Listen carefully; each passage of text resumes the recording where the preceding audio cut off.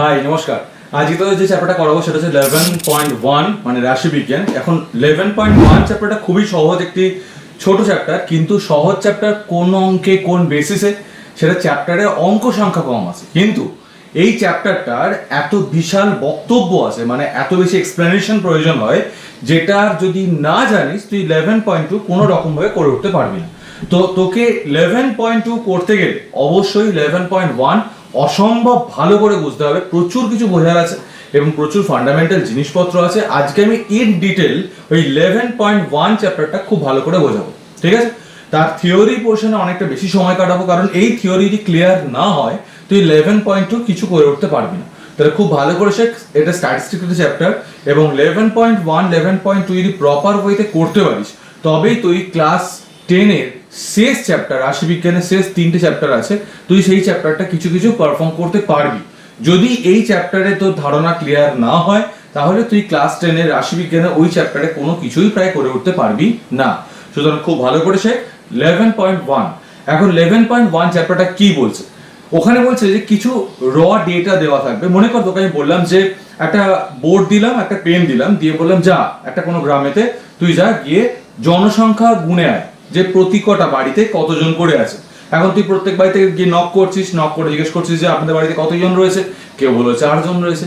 আপনাদের বাড়িতে কতজন মেম্বার্স আছেন, তখন কেউ বললেন যে 5 জন আছে, কেউ বলছে 2 জন, কেউ বলছে 1 জন। তো এরকম করে তুই র ডেটা লিখে নিয়ে আসছিস, কাঁচা তথ্য। এটাকে বলে কাঁচা তথ্য। মানে বাড়ি নাম্বার 1 5 জন, বাড়ি নাম্বার 2 4 জন, বাড়ি নাম্বার 3 1 জন। মানে এরকম করে তুই র ডেটাটা একটা, তুই তোকে একটা বোর্ড দিয়েছিলাম, একটা পেন পেন্সিল একটা কাগজ দিয়েছিলাম, তুই তাতে মানে লিপিবদ্ধ করে নিয়ে এসেছিস। এখন আমাকে তুই যখন এসে সাবমিট করছিস জিনিসটা, আমি দেখলাম যে একটা বিশাল মানে 4-5 পাতার রকম লম্বা লিস্ট, মানে পুরো ওই গ্রামেতে মনে কর 100টা বাড়ি আছে। তাহলে 100টা বাড়ির ওই 100 প্রতিটা বাড়িতে কতজন করে আছে সেটা তুই আমাকে লিখে দিয়েছিস। তো এবার তুই খুব ভালো করে বুঝতে পারছিস। এখন 100 তাও শুনে মনে হচ্ছে কোথাও একটা পসিবল, বাট যদি এটা 100 জায়গায় 200 300 400 2000 3000 হয়ে যায় তখন কি সম্ভব? তখন কি আদৌ আমার পক্ষে অতগুলো তথ্যকে ওইভাবে বিবেচনা করা সম্ভব নয়? তো তখন আমি তোকে কি কাজ দেবো? তখন আমি বলবো তুমি এগুলোকে ক্লাসে ডিভাইড করো, শ্রেণীতে বিভক্ত করো, করে নিয়ে এসো।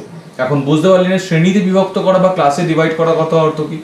শ্রেণী বা ক্লাসে বিভক্ত করার অর্থ, আমি বললাম যে তুই তো গুনেছিলিস যে একটা বাড়িতে 5 জন আছে, একটা বাড়িতে 4 জন, একটা বাড়িতে 3 জন, কোথাও 2 জন, কোথাও 1 জন, কোথাও 7 জন।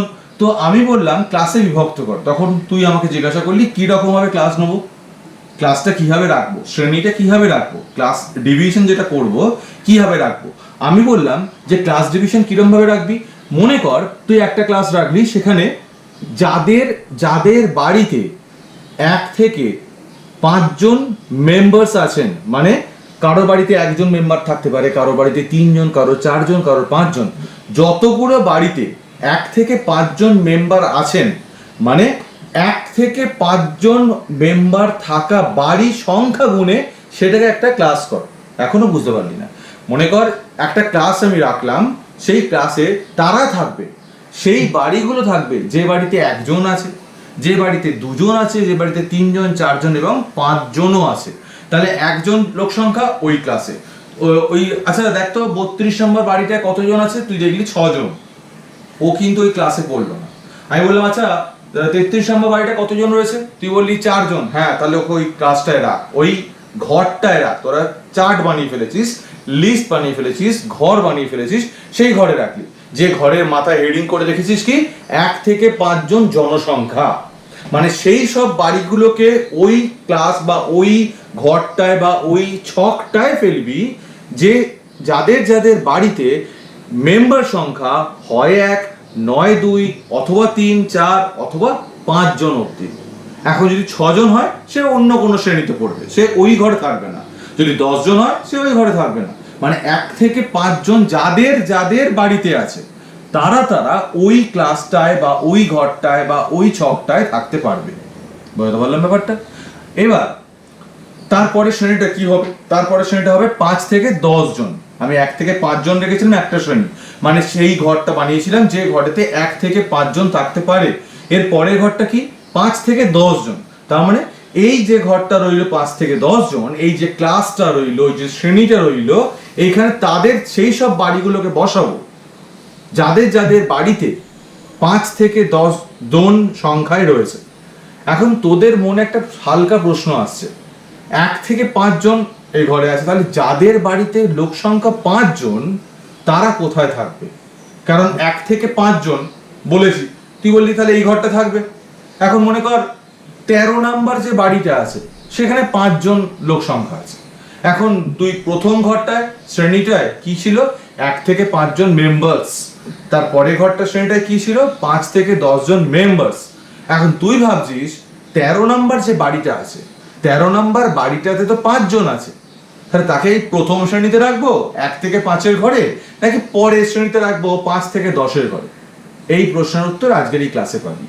সমস্ত প্রশ্নের উত্তর তোরা পেয়ে যাবি, হোপফুলি ভালো করে বুঝতে পারবি। তো আমি মোটামুটি প্রাইমারিলি একটা কথা বললাম, এবার আমি তোদেরকে পুরো ব্যাপারটা বোর্ড ওয়ার্ক করে করে দেখাবো, ঠিক আছে? কনসেন্ট্রেট কর। যেহেতু তোদের বুঝতে সুবিধা হবে সেই কারণে পুরো একদম বইয়ের জায়গা থেকেই দেখাচ্ছি, বইয়ের লেখা থেকেই দেখাচ্ছি। এই যে বললাম লোক সংখ্যা কত জন আছে, তো জনসংখ্যাটা তো চেঞ্জ হতে পারে, রাইট? এটা ভ্যারি করতে পারে, সেই জন্য এটাকে আমি বলবো ভ্যারিয়েবল। মনে থাকবে এটা ভ্যারিয়েবল। তো এখানে সেই শব্দ কিছু লেখা আছে, তোরা এখানটা দেখিস। আর এই যে তথ্যগুলো তোরা কিন্তু যে লিস্টটা বানিয়ে নিয়ে এসেছিলিস আমার কাছে, সেটা কিন্তু ছিল এরকম একটা লিস্ট, এইরকম একটা লিস্ট বলেছিলাম, লিখে নিয়ে এসছে আসতে বলেছিলাম। তো এখানে দেখ এরকম লিখে নিয়ে এসছে যে 50টি বাড়িতে পার ডে কত টাকা খাবার খরচ করা হয়। প্রথম বাড়িতে 145 টাকা, তারপরে বাড়িতে 110 টাকা, একজনের বাড়িতে 75 টাকা খরচা করা হয়, একজনের বাড়িতে 190 টাকা খরচ হয়। এরকম করে করে 50টা বাড়ির র ডেটা বা কাঁচা তথ্য লিখে নিয়ে এসছিস তুই এইভাবেতে। এবার এসে তুই আমাকে জমা দিয়েছিস এই সেই তথ্যটা, ঠিক আছে? যে 50টা বাড়িতে এক একটা পরিবারে একদিনে কত টাকা তার খাবারের জন্য বরাদ্দ রাখা হয়, বাজেট কত, একদিনে খাবার খরচ কত, সেটা এইভাবে লিখে নিয়ে এসছিস। তো এবার আমি দেখলাম এই যে চারটা আছে ট্যালি মার্ক, তোরা ক্লাস 8-এ করেছিলিস। ট্যালি মার্কটা সম্বন্ধে একটু আরেকবার মনে করিয়ে দিই যে আমি দেখলাম 75 সব থেকে কম সংখ্যা, আমি এইভাবে সাজিয়েছি 75, 90, 110। দেখ আস্তে আস্তে ক্রম বৃদ্ধি হচ্ছে, ঠিক আছে? 75 টাকা খরচ হয়, 90 টাকা খরচ করে, 110 টাকা খরচ করে, 275 টাকা যে খরচ হয় সে মোটামুটি আইটিসি রয়্যালে গিয়ে খেতে যায় আর কি, ব্রেকফাস্ট করে, ব্যাপারটা এরকম আর কি। যদি 275 টাকা আইটিসি রয়্যালে শুধু এক কাপ চাই হয়তো হবে। এনিওয়ে, তো এখন যেটা কথা বলছিলাম আমি, 75 টাকা খরচ করে এরকম কতগুলো পরিবার আছে। তো দেখ এই একটা পরিবার আছে 75 টাকা খরচ করে, এই একটা পরিবার আছে 75 টাকা খরচ করে, এই একটা পরিবার আছে 75 টাকা খরচ করে, আর এই একটা পরিবার আছে 75 টাকা খরচ করে। তো ফাইনালি হ্যাভ গট 4 ফ্যামিলিজ যারা পার ডে 75 টাকা খরচ করে। সেই জন্য ট্যালি মার্ক দেখ 1 2 3 4, পরিসংখ্যা বা এটা ফ্রিকোয়েন্সি বলা হয়, সেটা হচ্ছে 4। এরকম করে 90 টাকা খরচ করে কতগুলো পরিবার খুঁজে বার করবি তুই? একটা, দুটো, 90, তিনটে, টোটাল 3টে ফ্যামিলি দেখতে পেয়েছি। তাই দেখ ট্যালি মার্ক দিলাম 1 2 3, আর পরিসংখ্যা কত? 3। এবার যদি 5 জন হয়ে যায় কি করে লিখতে হয় বলতো? 1 2 3 4, মানে 1 2 3 4 এই করে এই কাটতে হয়, ঠিক আছে? এটা 5 নাম্বার। আবার তারপরেটা ধর 7টা আছে, তাহলে 1 2 3 4, 1 2 3 4 5 6 7, এইখানে একটা গ্যাপ দিবি মাঝখানে, কেমন? এই জায়গাটা গ্যাপ দিবি দুটো পরিসংখ্যা দুটো লেখার জন্য। মনে কর 12টা আছে, 1 2 3 4 5 6 7 8 9 10 11 12, এই গ্যাপটা মেনটেন করছি, এই গ্যাপটা মেনটেন করবি। মনে থাকবে এটা ট্যালি মার্কের ক্ষেত্রে দেখতে সুন্দর লাগে। এনিওয়ে, তো এই যে পরিসংখ্যা, এখানে এই পরিসংখ্যার যোগফলটা করে দেখবি টোটাল সবসময় 50টা পরিবারই হবে, কারণ তুই 50টা পরিবারের তথ্যই কিন্তু নিয়ে এসেছিলিস, তাই এটা সামেশন সবসময় 50টা পরিবারই হবে। মনে থাকবে এটা। আর এটা দৈনিক খরচের কথা বলা হচ্ছে, টোটাল যে এক্সপেন্স করছে পার ডে খাবারের পেছনে, সেটা এখানে লেখা হয়েছে। ওকে, ওয়েল, এরপরে যেটা আমি আসবো, পরে পাতায় আসছি আমি। তো দেখ এখন এই যে গুণ বা তথ্য বা অ্যাট্রিবিউট নিয়ে আমি পরে কথা বলছি। প্রসার কি জিনিস? প্রসার হচ্ছে তুই দেখলি যে টোটাল 50টা ফ্যামিলির তুই খরচ হিসাব করে নিয়ে এসেছিস। এখন 50টা ফ্যামিলিতে সব থেকে কম খরচ করে 75 টাকা এরকম একটা ফ্যামিলি পেয়েছিস, এবং এদিক ওদিক বিভিন্ন রকম খরচ পেতে পেতে আবার 275 টাকা খরচ করে এরকম আরো কিছু ফ্যামিলিও পেয়েছিলিস, একটা ফ্যামিলি পেয়েছিলিস, তাহলে দেখলি সব থেকে কম খরচ করে 75 টাকা, সব থেকে বেশি খরচ করে 275 টাকা। তাহলে 75 টাকা যে সর্বনিম্ন মান পুরো কাঁচা তথ্য বা র ডেটার মধ্যে, এটা পুরোটাকে কাঁচা তথ্য বা র ডেটা বলা হয়। এর মধ্যে সব থেকে কম 75, সব থেকে বেশি 275, ঠিক আছে? তাহলে 75 আর 275, এই 75 থেকে 275 এই এতটা একটাকে রেঞ্জ বা প্রসার বলা হয়, ঠিক আছে? এই যে 75 থেকে মানে সর্বনিম্ন মান আর সর্বোচ্চ মান, এই পুরো ব্যাপারটাকে বলা হয় রেঞ্জ বা প্রসার। মনে থাকবে, রেঞ্জ বা প্রসার তাহলে কত হবে? 275 মাইনাস 75 সমান 200। তাহলে এই সর্বনিম্ন মান আর সর্বোচ্চ মান এই দুটোর মধ্যে যে গুণগত মানের পার্থক্য, মানে যে ভ্যালুর পার্থক্য হয়, তাকেই বলা হয় রেঞ্জ বা প্রসার, ঠিক আছে? যে নিউমেরিক ভ্যালু যে ডিফারেন্সটা হচ্ছে 275 মাইনাস 75, বুঝতে পারা গেল? ওয়েল, এরপরে কি আসবো? এরপরে যেটা আসছে আমি সেটা হচ্ছে যে শ্রেণী। তো তুই বললি যে এটাকে শ্রেণীতে বিভক্ত করে দাও, ক্লাসিফিকেশন করে দাও, ক্লাসে রাখো। তো এখন আমি কি করতে পারি? শ্রেণী নেবার নিয়ম আছে। তুই এই যে 200 সংখ্যার একটা সংখ্যা আছে, তাহলে এই 200 সংখ্যার যে পার্থক্য বা রেঞ্জ বা প্রসারটা আছে, এটাকে তোমাকে ভাগ ভাগ ভাগ ভাগ করে ফেলতে হবে। তো এই ভাগ ভাগ করার জন্য আমি কতগুলো ভাগ করতে পারি, তার জন্য একটা মোটামুটি একটা আইডিয়া তোকে আমি দিয়ে রাখছি। সেই সংখ্যাটা খুব কম হবে না, সেই সংখ্যাটা খুব কম হবে না, আবার খুব বেশি হবে না। বইতে দেখ স্পষ্ট করে লিখে দেওয়া আছে শ্রেণীর যে অন্তর সংখ্যাটা সেটা 5 এর কম এবং 30 এর বেশি হওয়া উচিত নয়। 5 এর কম হওয়া উচিত না, মানে তোর শ্রেণীতে 5 এর কম না হয়। 2, 3, 4 শ্রেণী নিয়ে কোনো লাভ হয় না, ঠিক আছে? এতে কি হয় বলতো, অ্যাকিউরেসি ইস্যু হয়ে যায়, মানে তোর ভুলের সম্ভাবনাটা থাকতে পারে, ঠিক আছে? আর 30 এর বেশি শ্রেণী নিবি না, তাহলে বিরাট ক্যালকুলেশন করতে হবে। মানে তবু মুখে বলছি 30, তবু 30 এর ধারে কাছে যাওয়া উচিত নয়। মনে থাকবে মোটামুটি 6-7টা শ্রেণী নিবি। তাহলে আমি 200টা দেখতে পাচ্ছি, এটা 200 যদি 6 দিয়ে ভাগ করতে পারি বা 7 দিয়ে ভাগ করতে পারি, বিভিন্ন রকম ভাগ করতেই পারি। তো ভাগ করে আমি দেখে নেবো যে কতগুলো শ্রেণী আমি মোটামুটি আন্দাজে রাখতে পারি। এখন 200কে যেটা সংখ্যা দিয়ে ভাগ যাচ্ছে না, হয়তো তোর অসুবিধা হবে, বাট সেটা নিয়ে চিন্তা করার দরকার নেই, কারণ আমার নিম্ন শ্রেণীর সীমা আর ঊর্ধ্ব শ্রেণীর সীমা কি নির্ধারণ করব সেটা আমার হাতের উপর ডিপেন্ড করছে। বুঝতে পারলি না? আমি জানি, আমি বোর্ডে দেখাচ্ছি। তো দেখ, আমি 200টাকে এইখানেতে 6 দিয়ে ভাগ করে দেখলাম 35 এর আশেপাশে কিছু একটা হচ্ছে, 35 এর আশেপাশে কিছু একটা হচ্ছে। এখন এই যে 35 এর আশেপাশে হচ্ছে, তার মানে কি এক একটা ঘর আমি 35 এর আশেপাশে কিছু নেবো, মনে থাকবে?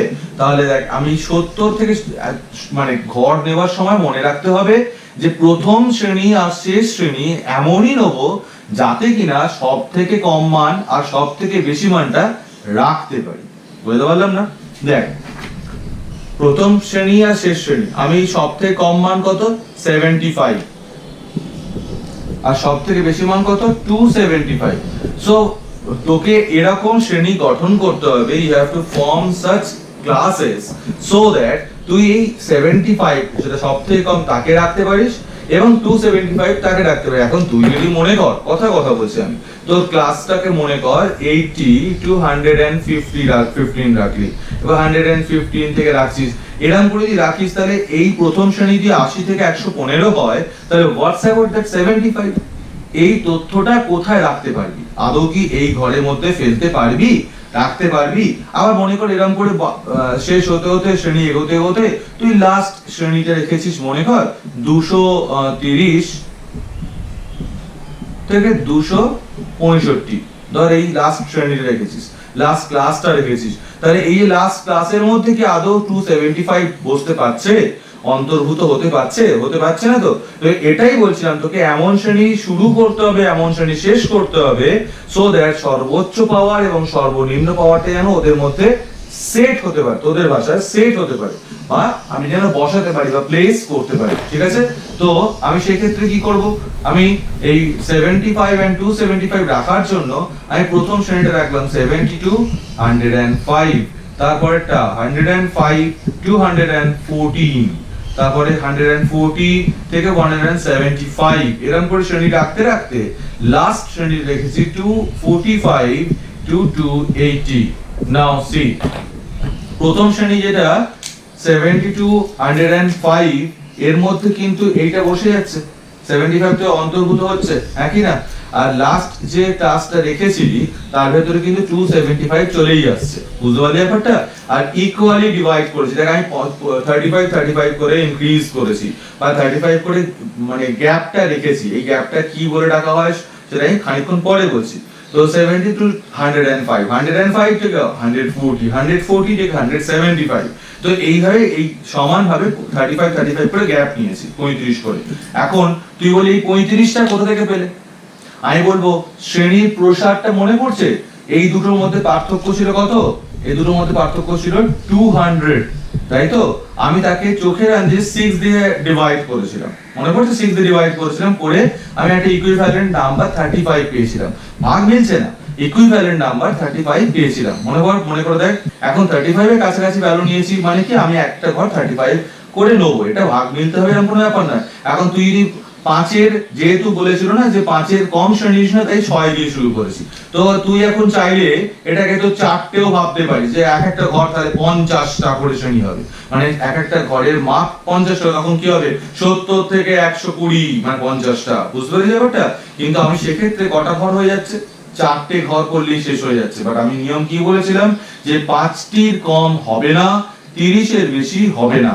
তাহলে তোকে নাম্বার অফ ক্লাসেস এই একটা, দুটো, তিনটে, এইও দেখ, একটা, দুটো, তিনটে, চারটে, পাঁচটা, ছটা ঘর রাখতে পেরেছি, কারণ আমাকে বলেছিল 5 এর কম ঘর রাখা যাবে না। সেই কারণে আমি 6টা ঘর বা 6টা শ্রেণী বা 6টা ক্লাসেস নিয়েছিলাম। এবার খানিকক্ষণ আগে যে কথা বলছিলাম যে এই যে 72 105, 35 এর একটা ডিফারেন্স, 105 থেকে 140 35 এর ডিফারেন্স, 140 টু 175 35 এর ডিফারেন্স। এই যে 35 এর ডিফারেন্সটা বলছি বারবার করে, এটাকে কি বলে ডাকা হয়? এটাকে বলা হয় ক্লাস ইন্টারভেল বা শ্রেণী অন্তর। দুটো শ্রেণীর অন্তর, শ্রেণী অন্তর, এই যে শ্রেণীগুলোর মধ্যে ডিফারেন্স থাকছে, এটাকে শ্রেণী অন্তর বা ক্লাস ডিফারেন্স, ক্লাস ইন্টারভেল বলা হয়, মনে থাকবে এটা? ওয়েল, আর এবার দেখ তুই এখানে কাউন্ট করে 70 থেকে 105, মানে এই 70 থেকে 105, 70 to 105, এদের মধ্যে সেই সব পরিবারগুলো থাকছে যারা কিনা খরচ করছে 70 থেকে 105 এর মধ্যে। মানে কেউ 75 টাকা খরচ করে একদিনে, সে এই ঘরে থাকবে। কেউ 90 টাকা, সে এই ঘরে থাকবে। কেউ 100, এই ঘরে। কেউ 104, এই ঘরে। এরকম করে তাদের এই ঘরে থাকার সংখ্যা দেখলাম 7টা পরিবার আছে। 7টা পরিবার, যারা 7 families, যারা পার ডে খাবার জন্য খরচ করে, স্পেন্ড করে 70 থেকে 105 টাকার ভেতরে, মনে থাকবে এটা? তাহলে এই যে 7টা হলো, এই 7টাকে বলা হয় পরিসংখ্যা বা ফ্রিকোয়েন্সি। আর এক্ষেত্রে বলা হবে এটাকে শ্রেণী পরিসংখ্যা। কোন শ্রেণীর অন্তর্ভুক্ত মানগুলোর সংখ্যাকে, এইও এটাকে বলা হয় ক্লাস ফ্রিকোয়েন্সি বা শ্রেণী পরিসংখ্যা, মনে থাকবে এটা? ক্লাস ফ্রিকোয়েন্সি বা শ্রেণী পরিসংখ্যা। এই হলো আমার শ্রেণী পরিসংখ্যা। এখন তোদের মনে একটা প্রশ্ন আসা উচিত, যেটা আমি ক্লাস শুরুর সময় প্রথমেই বলছিলাম। কি বলছিলাম মনে করে দেখ? আমি বলেছিলাম যে কিছু কিছু ক্ষেত্রে এরকম সংখ্যা থাকবে, সেই 5টা পরিবার, সে এই ঘরে থাকবে না সে ওই ঘরে থাকবে, তুই বুঝতে পারছিস না। তাহলে সেক্ষেত্রে তুই কি করবি? নিয়মটা হচ্ছে, যদি এরকম কোন সংখ্যা থেকে থাকে যে কিনা এই ঘরেও থাকতে পারে ও ঘরেও থাকতে পারে, মানে ও ঘরের মধ্যেও অন্তর্ভুক্ত হতে পারে, আবার এই ঘরের মধ্যেও অন্তর্ভুক্ত হতে পারে, তাহলে সেক্ষেত্রে কি করতে হবে? তোকে তাকে অন্তর্ভুক্ত করতে হবে আপার ক্লাসটাতে, মানে পরবর্তী শ্রেণীটাতে। আমি বোর্ডে দেখাচ্ছি, দেখ মনে কর একটা পরিবার এরকম পেয়েছিস। আগে বল ক্লাস কি কি দেখতে পাচ্ছি আমি? এখানে আমি ক্লাস দেখতে পাচ্ছি 70 to 105, মানে 70 টাকা থেকে 105 টাকা খরচ করে এরকম পরিবার, 105 থেকে 140 টাকা খরচ করে এরকম পরিবার, 140 to 175 খরচ করে এরকম পরিবার। এখন মনে কর কোন একটা ফ্যামিলি পিৎজা খেয়ে বেঁচে থাকে, সে 175 টাকার একটা চিকেন টিক্কা পিৎজা প্রতিদিন খেয়ে বেঁচে থাকে। 105 টাকা, 105 টাকা, ভগবান জানে কোন পিৎজা হাটে যায়। যাই হোক, তো 105 টাকার এই যে পিৎজা, এই পরিবারটা যে কিনা 105 টাকা পিৎজা খেয়ে বেঁচে থাকে পার ডে, তাকে তুই কোন ঘরে রাখবি? সে তো এই ঘরকেও দাবি করছে আবার এই ঘরকেও দাবি করছে, তাই না? এটাকে বলা হয় লোয়ার ক্লাস, এটা বলা হয় আপার ক্লাস, মানে দুটোর তুলনায়। আবার এই দুটোর মধ্যে দেখ, এটা লোয়ার ক্লাস, এটা আপার ক্লাস, মানে আস্তে আস্তে তাহলে এই দুটোর মধ্যে যে আপার ক্লাস এই সংখ্যাটাকে তার ঘরে গুণ মানে কাউন্ট করতে হবে। মানে এই পরিবার এরকম যদি তিনটে পরিবার থাকে, সেই তিনটে পরিবার এই ঘরে নয় এই ঘরে বসবে, মনে রাখবে না? সেই তিনটে পরিবার। তাহলে যখন এরকম কোন একই সংখ্যা পেয়ে যাব যে কিনা আপার ক্লাস আর লোয়ার ক্লাস দুটোতে অন্তর্ভুক্ত হতে পারে, তখন তাকে আপার ক্লাসে নিতে হয়, এটা মনে রাখবি। তখন তাকে আপার ক্লাসে নিতে হয়, মনে রাখবে এটা। তো এবার মনে কর যদি 140 থাকে একটা পরিবার যে 140 টাকা খরচ করে পার ডে, তাকে তাহলে কোন ঘরে দিবে? এই ঘরে না এই ঘরে? অবশ্যই এই ঘরটা, কারণ এইটা আর এইটা এখানে 140 আছে, এখানে 140 আছে, তাহলে এই 140 এ থাকা মনে কর চারটে ফ্যামিলি পেয়েছি, চারটে ফ্যামিলি পেয়েছি যারা কিনা পার ডে 140 টাকা করে খরচ করে। তো সেই চারটে ফ্যামিলিকে আমি কোন ঘরে রাখবো? অবভিয়াসলি এই ঘরটায়, মানে আপার ক্লাসটাতে। বুঝতে পারা গেল? এটা একটা নিয়ম, খুব ইম্পর্টেন্ট নিয়ম। সেই নিয়মটা আছে এদিকে এইখানে, হ্যাঁ, এটা একটু মার্ক করে নে, আমি এক্ষুনি পেন দিয়ে মার্ক করে দেখাচ্ছি।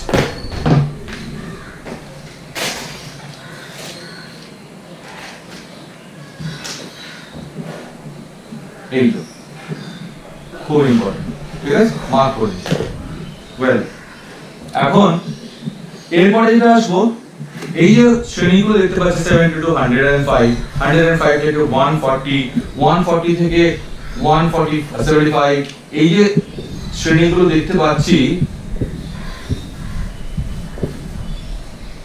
এই শ্রেণীগুলোর এইটাকে কি বলে ডাকা হয় আর এইটাকে কি বলে ডাকা হয়? এই শ্রেণীটার যেটা কম মান, তোদের ভাষায় যেটা কম মান, আমি বলবো যেটা নিম্ন, যেটা দিয়ে শুরু হচ্ছে, ঠিক আছে, যেটা নিম্ন সীমা, এটাকে বলা হয় এই পুরো ব্যাপারটাকে শ্রেণী সীমা বলা হয়, ঠিক আছে, ক্লাস লিমিট বলা হয়। তার মধ্যে এটা হচ্ছে নিম্ন সীমা, নিম্ন সীমা, আর এটা হচ্ছে ঊর্ধ্ব সীমা, মানে lower class limit, upper class limit. এটাকে বলা হয় lower class limit, upper class limit, lower class limit, upper class limit, lower class limit, upper class limit. এরকম করে মনে কর চলছে 175 to 210, 210 to 245। তাহলে এই শ্রেণীটার লোয়ার ক্লাস লিমিট কত? নিম্ন শ্রেণীর সীমা কত? 175। আপার ক্লাস লিমিট কত? ঊর্ধ্ব শ্রেণীর সীমা কত? 210। এই শ্রেণীটার লোয়ার ক্লাস বাউন্ডারি কত? নিম্ন শ্রেণীর সীমানা কত? 210। এই শ্রেণীটার ঊর্ধ্ব ক্লাস মানে আপার ক্লাস বাউন্ডারি কত? ঊর্ধ্ব শ্রেণীর সীমানা কত? 245। তোদের মনে কোনো প্রশ্ন এলো? হঠাৎ করে আমি এখানে সীমা সীমা সীমা বলছিলাম, দুম করে এখানে কি কেন সীমা না বা বাউন্ডারিজ বলতে আরম্ভ করলাম? এখানে তো লোয়ার ক্লাস লিমিট বলছিলাম, এখানে হঠাৎ করে এইখানে এসে বা এখানে এসে হঠাৎ করে আমি কেন এইটাতে আমি লোয়ার ক্লাস বাউন্ডারি বললাম? লোয়ার ক্লাস লিমিটের জায়গায় লোয়ার ক্লাস বাউন্ডারি কেন বললাম? তার কারণ হচ্ছে এইখানে আমি যেগুলো দেখতে পাচ্ছি, আগে ভালো করে বোঝাই, সেটা হচ্ছে lower class boundary and upper class boundary, lower class limit, upper class limit, ঊর্ধ্ব শ্রেণীর সীমানা, নিম্ন শ্রেণীর সীমানা, ঊর্ধ্ব শ্রেণীর সীমা, নিম্ন শ্রেণীর সীমা, এই দুটো জিনিস কিন্তু সম্পূর্ণ আলাদা। সীমা, সীমানা, লিমিট, বাউন্ডারি, এই দুটো কিন্তু সম্পূর্ণ আলাদা। তো এর মধ্যে তোকে ডিফারেন্সিয়েট করতে হবে এবং তোকে বুঝতে হবে, সেইটার জন্য আমি এই ব্যাখ্যাটা এখন দেবো, মনে থাকবে? তো দেখে নাও, শোনো। এখন শ্রেণী দু রকম হতে পারে, একটা তো এরকম দেখতে হতে পারে, ঠিক আছে, আবার মনে করো এরকম শ্রেণীও তো হতে পারে যে 60 to 69, 70 to 79, 80 to 89। দেখ তো দুটো ঘরের ছবি খেয়াল কর, ঠিক আছে, এই একটা শ্রেণী দেখিয়েছি একরকম, এই একটা শ্রেণী দেখিয়েছি। এখন এর ক্ষেত্রে এইটাকে দেখ, তার আগে ভালো করে বলি, এই যে শ্রেণীকে ভাগ করছি, এই শ্রেণী ভাগ করা হয়েছে, এটা দুটো পদ্ধতি আছে। দুটো পদ্ধতি কি কি পদ্ধতি? এই দেখ, একটা হচ্ছে শ্রেণী বহির্ভূত পদ্ধতি বা এক্সক্লুসিভ মেথড, একটা হচ্ছে শ্রেণী অন্তর্ভূত পদ্ধতি বা ইনক্লুসিভ মেথড। ঠিক আছে, তো শ্রেণী বহির্ভূত পদ্ধতি কি, শ্রেণী অন্তর্ভূত পদ্ধতি বা কি, তাতে আবার কি বলে ডাকা হয়? বলছে যে এই যে শ্রেণী যখন একে অপরের সঙ্গে, দেখ এই শ্রেণীর ঊর্ধ্ব মানটা আর তার পরবর্তী শ্রেণীর নিম্ন মানটা যদি একই হয়, এর ঊর্ধ্বমান বা আপার যে ভ্যালুটা, আমি এখন ভ্যালু দিয়েই বলছি কারণ লিমিট বা বাউন্ডারি বলছি না, কারণ বোঝাচ্ছি বলে। তো আপার যে ভ্যালুটা আছে সেটা 105, আর তার নেক্সট যে ক্লাস, এটাকে ক্লাস বলা হয়, তো এগুলো ক্লাস বলা হয়, এটা ক্লাস বলা হয়, এটা ক্লাস বলা হয়। এই যে ক্লাসটা আছে, এই ক্লাসটার যে নিম্ন ভ্যালুটা বা লোয়ার ভ্যালুটা, নিম্ন মানটা, সেটা কিন্তু আখেরে একই। দেখ 105 105, এক্ষেত্রে এটা জুড়ে আছে, তো কন্টিনিউয়াস অবস্থায় আছে, তো হ্যাঁ, এই জন্য এটাকে বলা হয় শ্রেণী বহির্ভূত পদ্ধতি। মানে বাইরের এই দুটো বাইরের চেহারা পরপর জুড়ে আছে। তুই যদি পাশাপাশি লিখিস, দেখ 70 to 105, 105 to 140, তো এই দেখ বাইরের যে ভ্যালুটা তারা কিন্তু জুড়ে আছে, এটা কন্টিনিউয়াস রয়েছে। ঠিক আছে, তো সেই ক্ষেত্রে যদি শ্রেণীটা যদি কন্টিনিউয়াস শ্রেণী হয়, এই শ্রেণীটাকে একটা কন্টিনিউয়াস শ্রেণী বলা হয়। আর এক্ষেত্রে খেয়াল করে দেখ, এর ঊর্ধ্ব মানটা কত 69, এর নিম্ন মানটা কত 70, দুটো কি এক নয়? তো জুড়ে নেই, তো তাহলে এইটা হচ্ছে শ্রেণী অন্তর্ভূত পদ্ধতি। ঠিক আছে, বা ইনক্লুসিভ মেথড, ইনক্লুসিভ মেথড। তো এই ইনক্লুসিভ মেথড আর এটা হচ্ছে এক্সক্লুসিভ মেথড। এটা হচ্ছে শ্রেণী বহির্ভূত পদ্ধতি, বাইরেটা টাচ করে আছে বলে বাইরের মান দুটো, আর এটা হচ্ছে শ্রেণী অন্তর্ভূত পদ্ধতি বা inclusive method.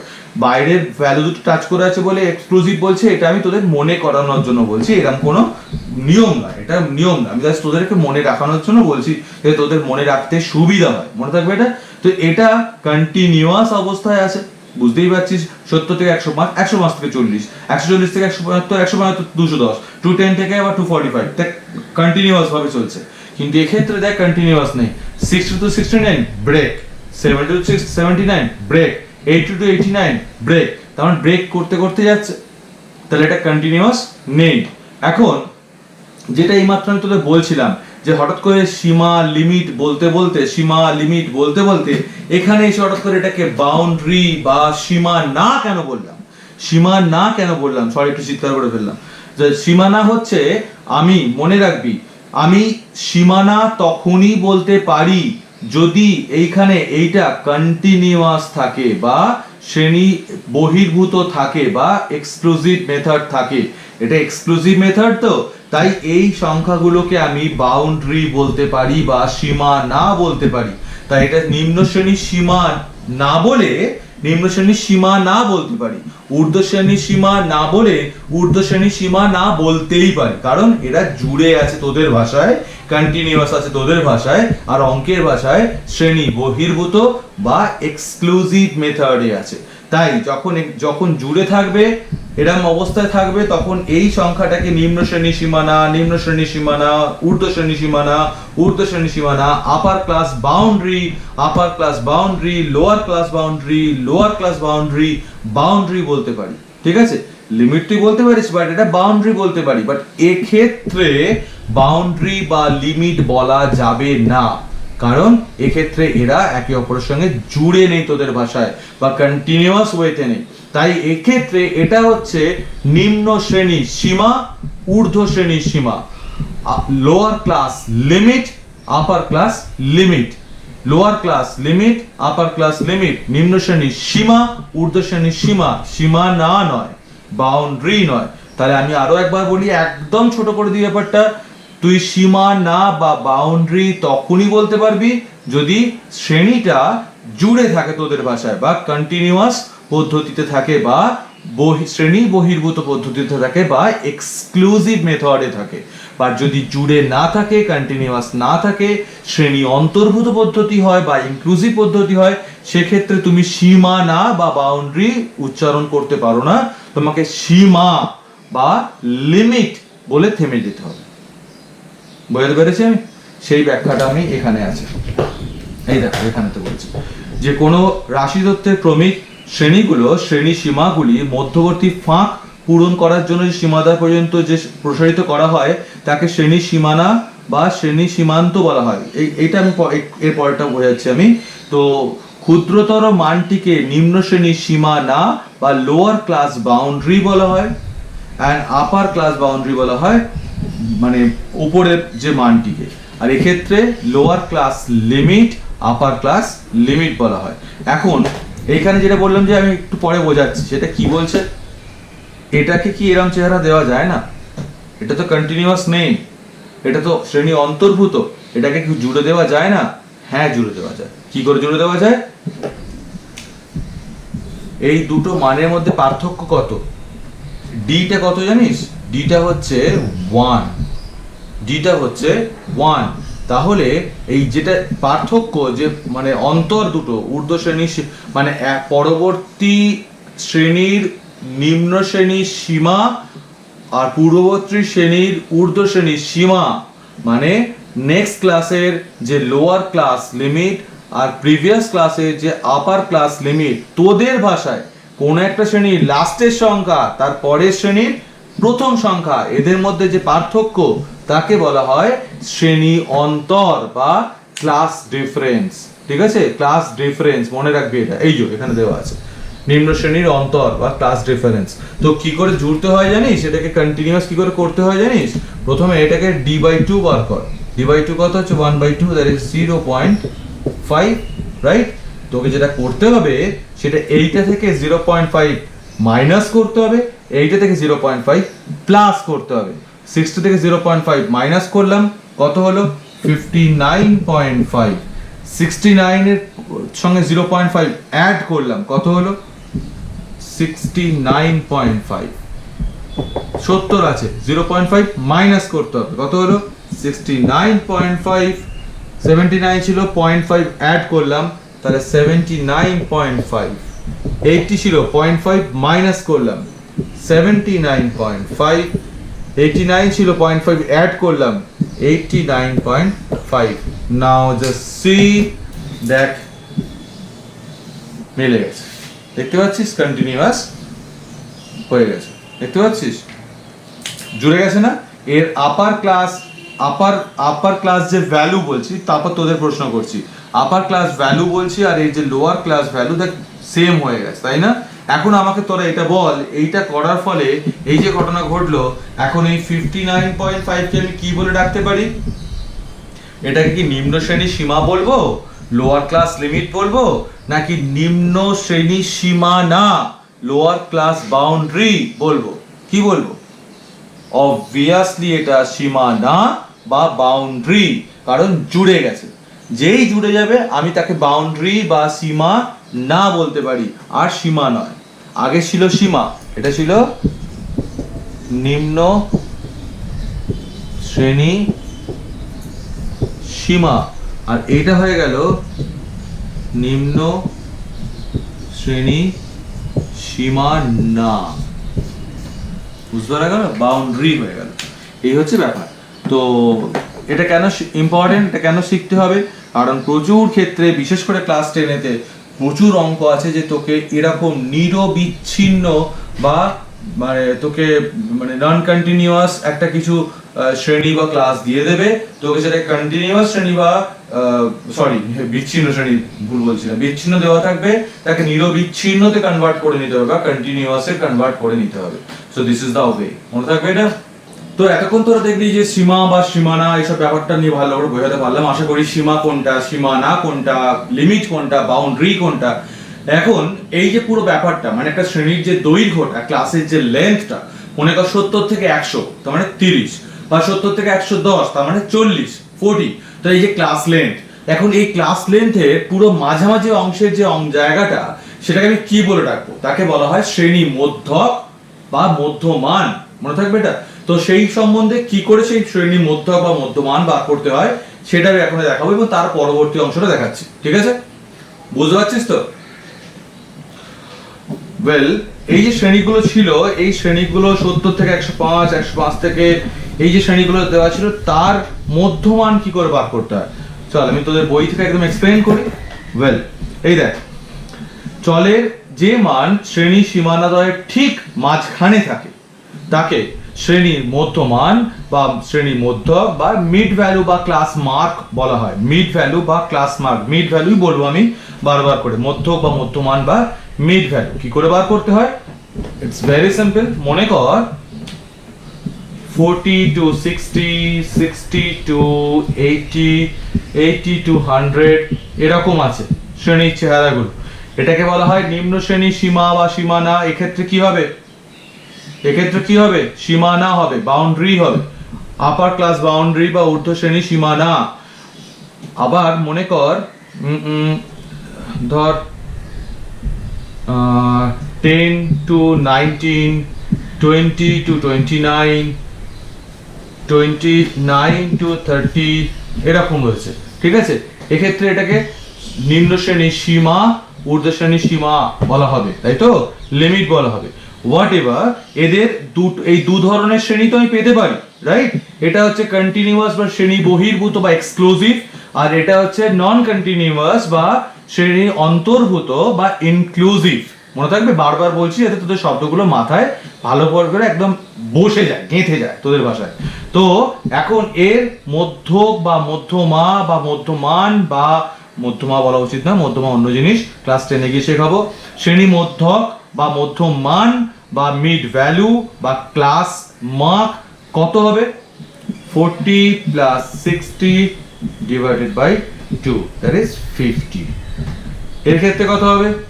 60 plus 80 divided by 2 সমান 70।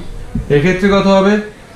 80 plus 100 divided by 2 সমান 90। বুঝতে পারলি? 50, 70, 90। 10 plus 19 divided by 2, তাই তো? তাহলে 29 divided by 2, that is 14.5।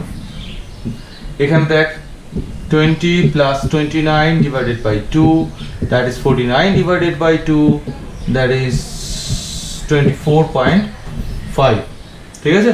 আবার এক্ষেত্রে দেখ 29 plus 30 divided by 2, এখানে এটা 30 থেকে 39 হবে, মাইনাস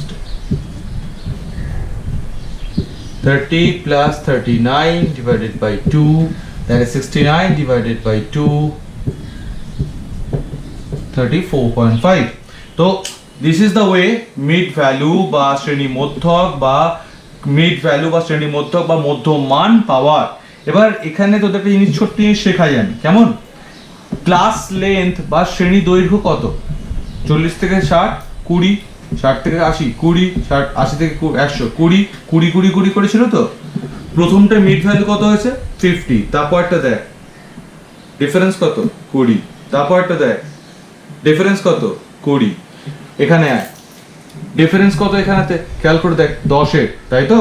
তো দেখ প্রথমটা কত হচ্ছে? 14.5। তারপরটা কত? 24.5। ডিফারেন্স কত? 10।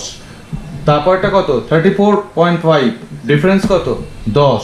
তাহলে ক্লাসের যে ডিফারেন্স হয় বা ক্লাস লেন্থ যেগুলো হয়, শ্রেণী দৈর্ঘ্য, ক্লাস লেন্থ মানে শ্রেণী দৈর্ঘ্য, নিম্ন শ্রেণী সীমা না, ঊর্ধ্ব শ্রেণী সীমা না, এদের মধ্যে পার্থক্যকে শ্রেণী দৈর্ঘ্য বলা হয়। নিম্ন শ্রেণীর সীমা, ঊর্ধ্ব শ্রেণীর সীমা, lower class limit, upper class limit, এদের মধ্যে পার্থক্যটাকে বলা হয় ক্লাস লেন্থ বা শ্রেণী দৈর্ঘ্য। ক্লাস লেন্থ যতটা হয়, এখানে 20 20 20 করে ছিল, দেখ তাদের মিড ভ্যালুগুলো পার্থক্য 20 20 করে থাকছে, দেখতে পাচ্ছিস? এখানে 10 10 10 10 ছিল, দেখ তাদের মিড ভ্যালুগুলো পার্থক্য 10 10 থাকছে। তাই কেন এই কথাটা বললাম? তুই যখন মিড ভ্যালু বার করছিস, যদি কখনো তোর ক্যালকুলেশন গন্ডগোল হয়, তুই নিজে চেক করে নিতে পারবি যে মিড ভ্যালুগুলোর ওই ডিফারেন্সটা সেম থাকছে কিনা, ঠিক আছে? আচ্ছা, এবার এই রিলেটেড কিছু জিনিস আমি তোদের এক্সপ্লেন করছি। তার জন্য আমি তোদের এই ক্লাসটাকে এখানে একটু তুলবো, এইটা তোদের বোঝাতে সুবিধা হবে। 70 to 105 এর পরিসংখ্যা বা ফ্রিকোয়েন্সি কত? 7, ঠিক আছে? আচ্ছা, 105 থেকে 140 সেটা ছিল 13।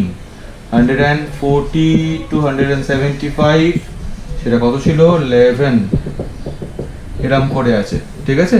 আর এই সব কটা পরিসংখ্যা টোটাল কতজনের কটা ফ্যামিলি ছিল, 50টা ফ্যামিলি ছিল, 50।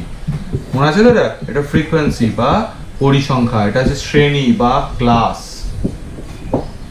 ওয়েল, এবার যেটা আমি তোদের বোঝাচ্ছি সেটা দেখ বইতে এখানে আছে। আচ্ছা, তোরা আমার বইতে যেভাবে মার্ক করা আছে, রাইট দেওয়া আছে, ব্র্যাকেট করা আছে, স্টার দেওয়া আছে, তোরা কিন্তু একদম হুবহু তুলে নিস। তোরা যদি আগের দিন না তুলে থাকিস তাহলে ভিডিওটা একবার পরে পেছিয়ে গিয়ে ওই মার্কগুলো তুলে নিবি। বইটা তো খোলাই ছিল, অসুবিধা হবে না তোদের। আচ্ছা, এখন দেখ এখানে পরিসংখ্যা ঘনত্ব কাকে বলে বা ফ্রিকোয়েন্সি ডেনসিটি। পরিসংখ্যা ঘনত্ব বা ফ্রিকোয়েন্সি ডেনসিটি।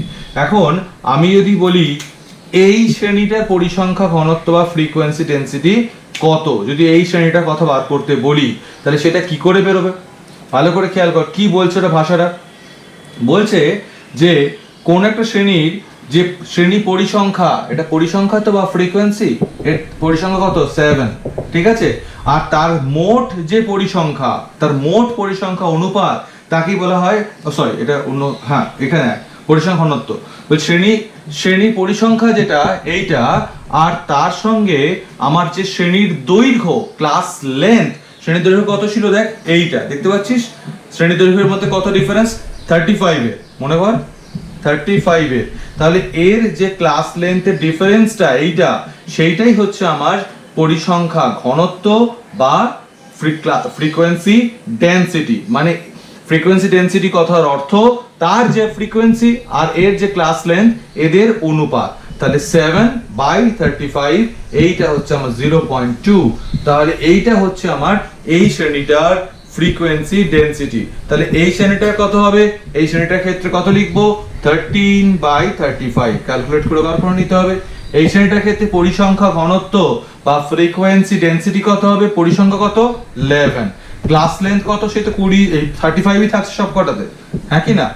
ক্লাস লেন্থ সব কটাতে সেমই থাকছিল, মনে করো দেখ 35 করে নিয়েছিলাম, মনে কর 35 করে বার করে নিতে হবে। তাহলে this is the way to get the frequency density বা পরিসংখ্যা ঘনত্ব, ঠিক। এবার রিলেটিভ ফ্রিকোয়েন্সি বা আপেক্ষিক পরিসংখ্যা কাকে বলা হয়? রিলেটিভ ফ্রিকোয়েন্সি বা আপেক্ষিক পরিসংখ্যা কাকে বলা হয়? রিলেটিভ বা আপেক্ষিক পরিসংখ্যা, মোট পরিসংখ্যা কত, 50।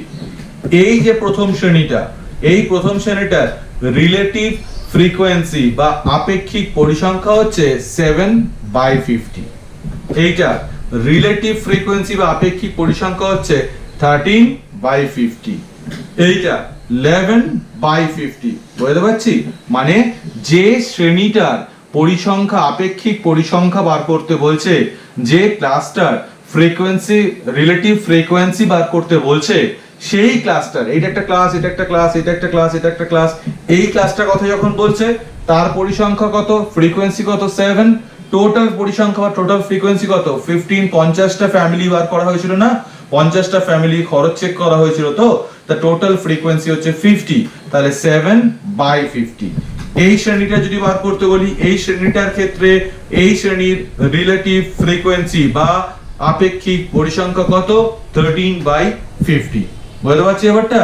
যে শ্রেণীর সাপেক্ষে বলবে, যে ক্লাসটা কথা বলবে, সেই ক্লাস বা সেই শ্রেণীর যে পরিসংখ্যা থাকবে, সেইটা ডিভাইডেড বাই টোটাল ফ্রিকোয়েন্সি বা টোটাল পরিসংখ্যা, মোট পরিসংখ্যা, তার অনুপাতটা কি বলা হয়, আমার রিলেটিভ ফ্রিকোয়েন্সি।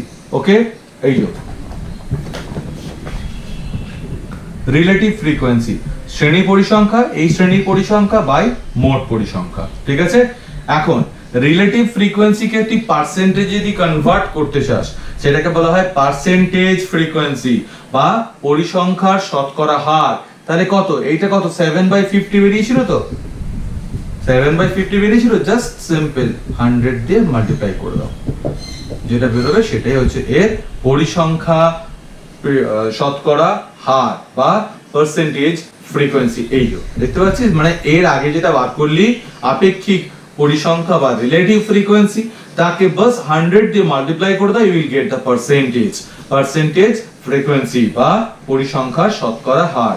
শ্রেণী এর ক্ষেত্রে তাহলে কত হবে, এটার ক্ষেত্রে 13/50 ইনটু 100%। দ্যাটস ইট, ঠিক আছে। আচ্ছা, এবার এই চার্টটা একটু ভালো করে ফলো কর। একটু কাছে চলে নেবে দেখ 70 to 105 এটা হচ্ছে আমার ক্লাস, পরিসংখ্যা 7। তাহলে নিম্ন শ্রেণী সীমা কত? 70। ঊর্ধ্ব শ্রেণী সীমা কত? 105। নিম্ন শ্রেণী সীমানা কত?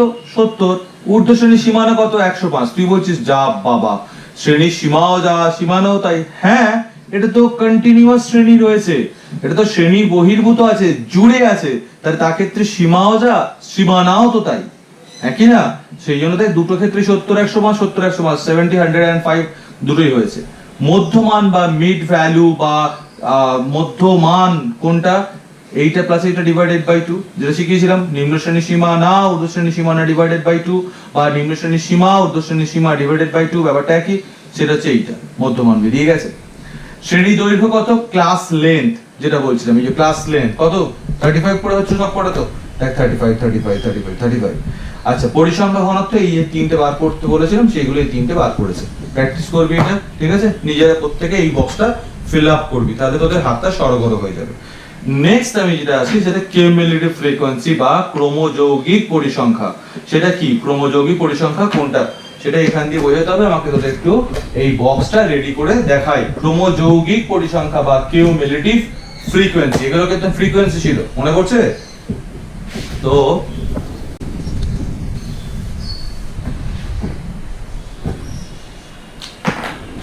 মনে কর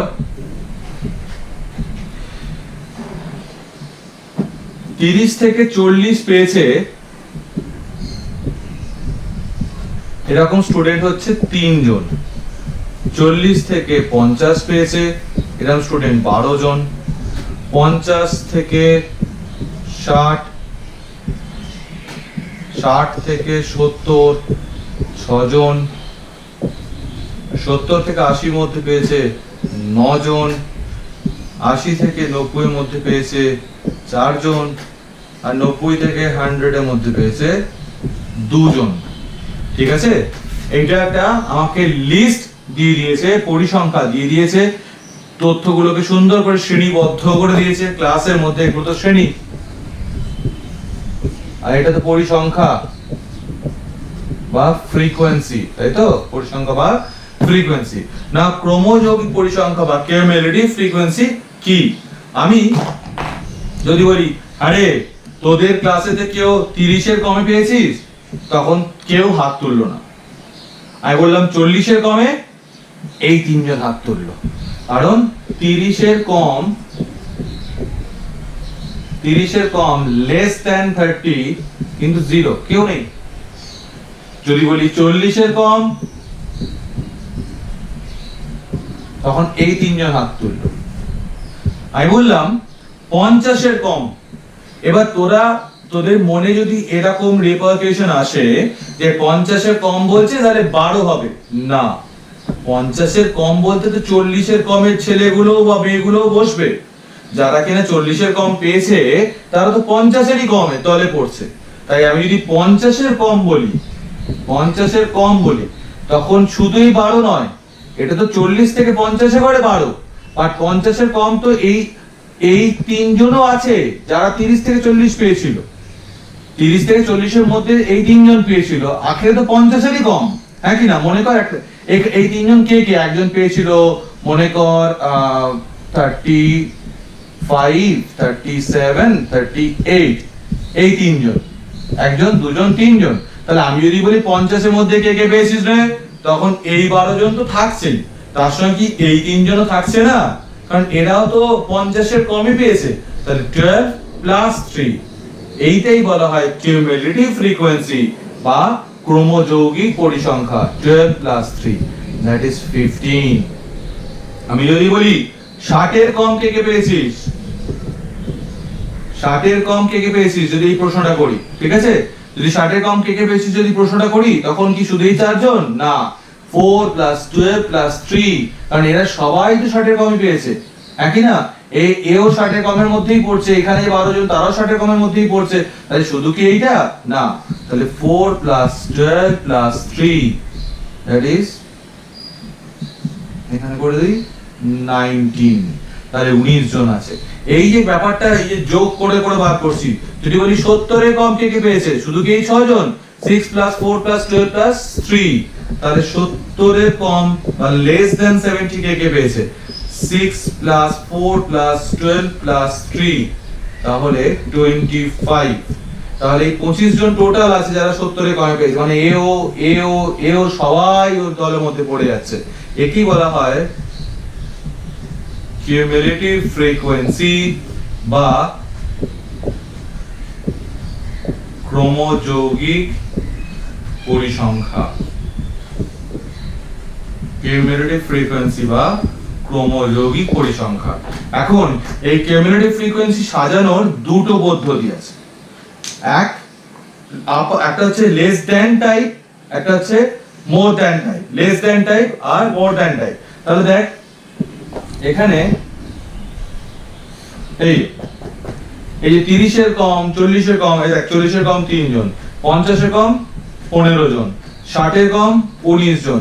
এই যে সাজানো হয়েছে, কম করে বার করেছি, এইটাকে বলা হয় less than type cumulative frequency বা ক্ষুদ্রতর সূচক ক্রমযৌগিক পরিসংখ্যা। ক্রমযৌগিক পরিসংখ্যা, আগের গুলো ছিল শুধু পরিসংখ্যা, যখন যোগ যোগ যোগ যোগ করে দিয়েছি তাকে বলা হয় ক্রমযৌগিক পরিসংখ্যা। এটা ক্ষুদ্রতর সূচক ক্রমযৌগিক পরিসংখ্যা। এখন এই ব্যাপারটাই আমি আরো একটু অন্যভাবে সাজাতে পারতাম, এটা কম কম কম করে বলেছি। এখন এই তথ্যটাকেই সেম রেখে আমি অন্যভাবে লিখতে পারি।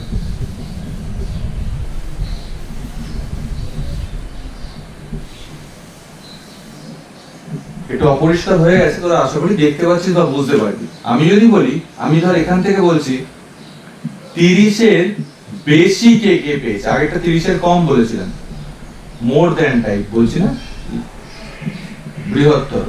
30 এর বেশি, ভালো করে খেয়াল করতো, এই তিনজন 30 থেকে 40 এর মধ্যে পেয়েছিল, 40 থেকে 50 এর মধ্যে 12 জন পেয়েছিল, 50 থেকে 60 এর মধ্যে 4 জন পেয়েছিল। তাহলে যে কিনা 55 পেয়েছে, যে এই ঘরে আছে, সে তো 30 এর বেশি পেয়েছে। 60 থেকে 70, মনে কর কেউ 67 পেয়েছে, এই 6 জনের মধ্যে কেউ একজন 67 পেয়েছে, 67 পেয়েছে। তাহলে যে 67 পেয়েছে সে তো 30 এর বেশি পেয়েছে, হ্যাঁ কি না? তাহলে এই 30 এর বেশি যদি বলি, তাহলে এই সমস্ত যত লোক সংখ্যা সবাই চলে আসছে নাকি? যে কিনা মনে কর 100 পেয়েছে, যে দুজনের মধ্যে একজন 100 পেয়েছে, সেও তো 30 এর বেশি পেয়েছে, হ্যাঁ? তাহলে 30 এর বেশি যদি বলা হয়, তাহলে তো 3 plus 12 plus 4 plus 6 plus 9 plus 4 plus 2 হবে, হ্যাঁ কি না? তাহলে 30 এর বেশি বললে 3 plus 12 plus 4 plus 6 plus 9 plus 4 plus 2, that is এখানে 40 রয়েছে, তাই 40। তাহলে 40 জন তারা 30 এর উপর পেয়েছে। এখন যদি বলি 40 এর উপরে কতজন পেয়েছে? 40 এর বেশি, তাহলে এই ঘরটা কি নিতে পারবো? এখানে কারা আছে যারা 30 থেকে 40 এর মধ্যে পেয়েছে, মনে কর 34 পেয়েছে, 37 পেয়েছে, 38 পেয়েছে, তাহলে তারা তো আর যাই হোক 40 এর বেশি পায়নি। তাহলে 12 plus 4 plus 6 plus 9 plus 4 plus 2, তিনটা নেওয়া গেল না। তাহলে 12 plus 4 plus 6 plus 9 plus 4 plus 2 ওরে 27। বুঝতে পারলি এবারটা?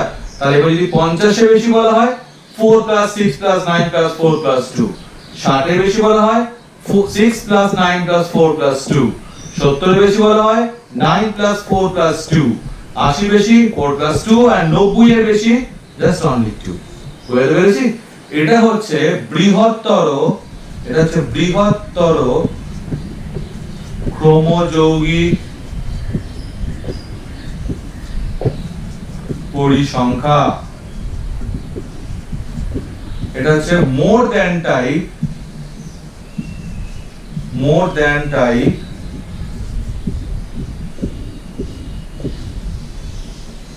কিউমুলেটিভ